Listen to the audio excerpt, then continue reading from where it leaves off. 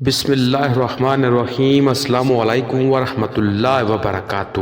اللہ تعالیٰ نے فرمایا، پھر ان کے چند ناخلف آئے جنہوں نے نماز کو ضائع کیا اور خواہشات نفسانی کے پیچھے پڑ گئے، پس بہت جلد وہ گمراہی کی سزا پائیں گے، بجز اس کے کہ جنہوں نے توبہ کی، ایمان لایا اور نیک عمل کیے۔ ابن عباس رضی اللہ تعالیٰ عنہ نے فرمایا، انہوں نے نماز کو ضائع کیا، اس سے مراد یہ نہیں کہ انہوں نے کلی طور پر نماز ترک کر دی تھی، بلکہ اس سے مراد یہ ہے کہ انہوں نے نمازوں کو ان کے اوقات سے مؤخر کر دیا تھا۔ امام التابعین سعید بن المسیب رحمۃ اللہ علیہ نے فرمایا، اس سے مراد وہ شخص ہے جو ظہر کی عصر کا وقت ہو جانے پر عصر کو مغرب کے وقت کے قریب اور مغرب کو عشاء کا وقت ہو جانے پر پڑھتا ہے، جبکہ نماز فجر طلوع آفتاب کے قریب پڑھتا ہے۔ پس جو شخص اس حالت پر اصرار کرتے ہوئے اور توبہ کیے بغیر فوت ہو جائے تو اللہ نے اسے یہی کا وعدہ کیا ہے، اور یہ جہنم کی ایک بہت گہری وادی ہے جس کا ذائقہ بہت برا ہے۔ اور اللہ تعالیٰ نے ایک دوسری آیت میں فرمایا، پس ان نمازیوں کے لیے خرابی ہے جو اپنی نمازوں سے بے خبر ہیں، یعنی جو ان نمازوں سے غافل ہیں اور انہیں زیادہ اہمیت نہیں دیتے۔ سعید بن ابی وقاص رضی اللہ تعالیٰ عنہ بیان کرتے ہیں، میں نے رسول اللہ صلی اللہ علیہ وآلہ وسلم سے ان لوگوں کے متعلق دریافت کیا جو اپنی نمازوں سے غافل ہیں، تو آپ صلی اللہ علیہ وآلہ وسلم نے فرمایا، اس سے مراد وقت سے مؤخر کرنا ہے، یعنی نماز کو اس کے وقت سے مؤخر کرنا۔ انہی نمازیوں کے نام سے منسوب کیا، لیکن جب انہوں نے انہیں اہمیت نہ دی اور انہیں ان کے وقت سے مؤخر کیا تو ان سے وہیل کا وعدہ کیا۔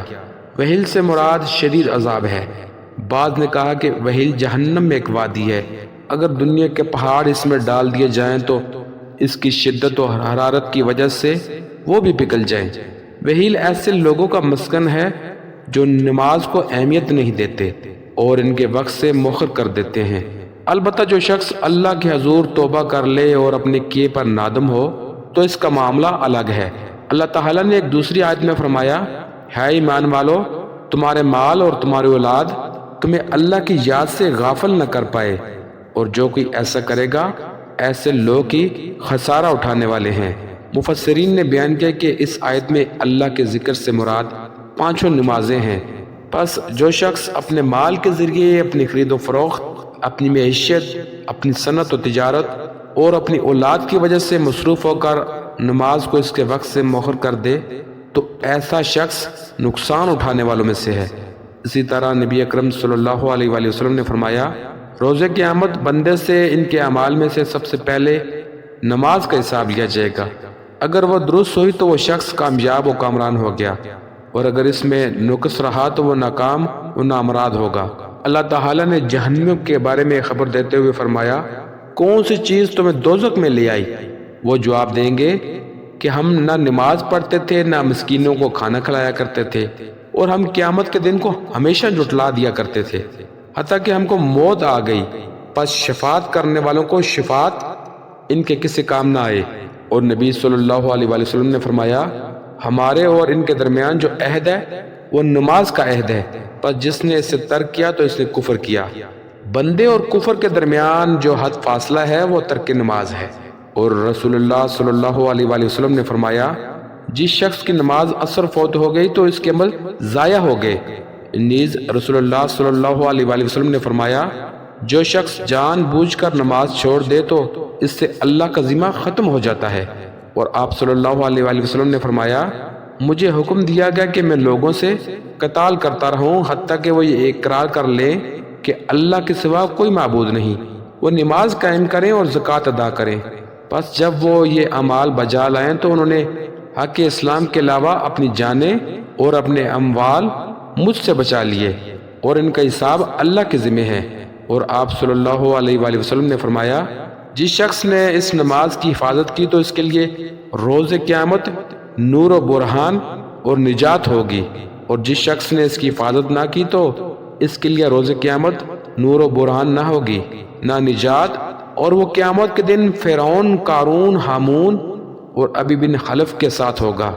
عمر رضی اللہ تعالیٰ عنہ نے فرمایا سن لو جس نے نماز کو ضائع کیا اس کا اسلام میں کوئی حصہ نہیں۔ بعض علماء نے بیان کیا کہ تارک نماز کا ان چاروں کے ساتھ حشر ہوگا۔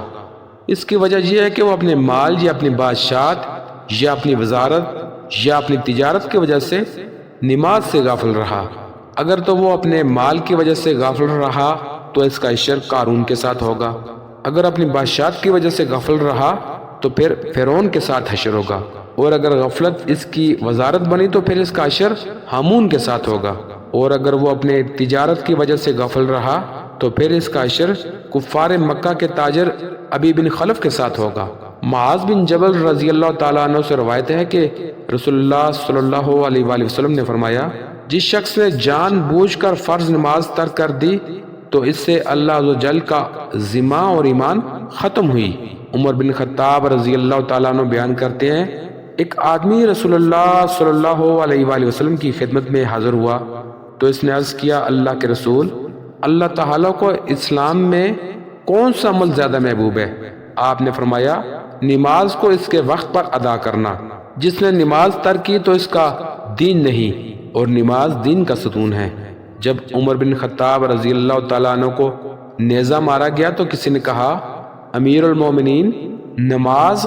انہوں نے فرمایا ہاں، کیونکہ جس نے نماز ضائع کی تو اس کا اسلام میں کوئی حصہ نہیں۔ اور آپ رضی اللہ تعالیٰ عنہ نے نماز ادا کی جبکہ آپ کا خون بہہ رہا تھا۔ عبداللہ بن شفیق تابعی بیان کرتے ہیں رسول اللہ صلی اللہ علیہ وآلہ وسلم کے صحابہ نماز کے علاوہ کسی اور عمل کے ترک کرنے کو کفر خیال نہیں کرتے تھے۔ علی رضی اللہ تعالیٰ عنہ سے ایک بے نماز عورت کے متعلق پوچھا گیا تو انہوں نے فرمایا جو نماز نہ پڑھے تو وہ کافر ہے۔ ابن مسعود رضی اللہ تعالیٰ عنہ نے فرمایا جو نماز نہ پڑھے تو اس کا کوئی دین نہیں۔ ابن عباس رضی اللہ تعالیٰ عنہ نے فرمایا جس شخص نے جان بوجھ کر ایک نماز چھوڑ دی تو وہ اللہ تعالیٰ سے اس حال میں ملاقات کرے گا کہ وہ اس پر ناراض ہوگا، اور رسول اللہ صلی اللہ علیہ وآلہ وسلم نے فرمایا جو شخص اس حال میں اللہ سے ملاقات کرے گا کہ وہ نماز ضائع کرتا رہا ہوگا تو اللہ اس کی نیکیوں کی ذرہ بھر پرواہ نہیں کرے گا جبکہ وہ نماز کو ضائع کرتا رہا ہوگا۔ ابن حزم نے فرمایا شرک کے بعد نماز کو اس کے وقت سے مؤخر کرنے اور کسی مومن کو ناحق قتل کرنے سے بڑا کوئی گناہ نہیں۔ ابراہیم نخفی رحمہ اللہ نے فرمایا جس نے نماز ترک کی تو اس نے کفر کیا۔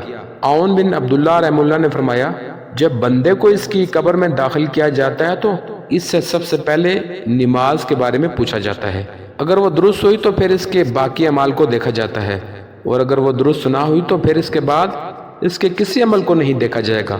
اور آپ صلی اللہ علیہ وآلہ وسلم نے فرمایا جب بندہ اول وقت میں نماز ادا کرتا ہے تو وہ آسمان کی طرف بلند ہوتی ہے اور اس کے لیے نور ہوتا ہے حتیٰ کہ وہ عرش تک پہنچ جاتی ہے، اور وہ روز قیامت تک اپنے پڑھنے والوں کے لیے مغفرت طلب کرتی رہتی ہے، اور وہ کہتی ہے اللہ تعالیٰ تمہاری حفاظت فرمائے جیسے تم نے میری حفاظت کی۔ اور جب بندہ نماز اس کے وقت سے ہٹ کر ادا کرتا ہے تو وہ آسمان کی طرف ہوتی ہے، اس کی تاریکی ہوتی ہے، جب وہ آسمان تک پہنچتی ہے تو اسے بوسیدہ کپڑے کی طرح لپیٹ دیا جاتا ہے اور اسے پڑھنے والے کے منہ پر مار دیا جاتا ہے، اور وہ کہتی ہے اللہ تمہیں ضائع کرے جیسے تم نے مجھے ضائع کیا۔ عبداللہ بن عمر بن عاص رضی اللہ تعالیٰ عنہ بیان کرتے ہیں رسول اللہ صلی اللہ علیہ وآلہ وسلم نے فرمایا تین قسم کے لوگوں کی نماز قبول نہیں ہوتی، جو لوگوں کی امامت کرائے جبکہ وہ اسے ناپسند کرتے ہوں، جو کسی آزاد کردہ شخص کو غلام بنا لے، اور وہ شخص جو نماز کو اس کا وقت ختم ہو جانے کے بعد پڑھے، پڑھنے والے کے لیے مغفرت طلب کرتی رہتی ہے، اور وہ کہتی ہے اللہ تعالیٰ تمہاری حفاظت فرمائے جیسے تم نے میری حفاظت کی۔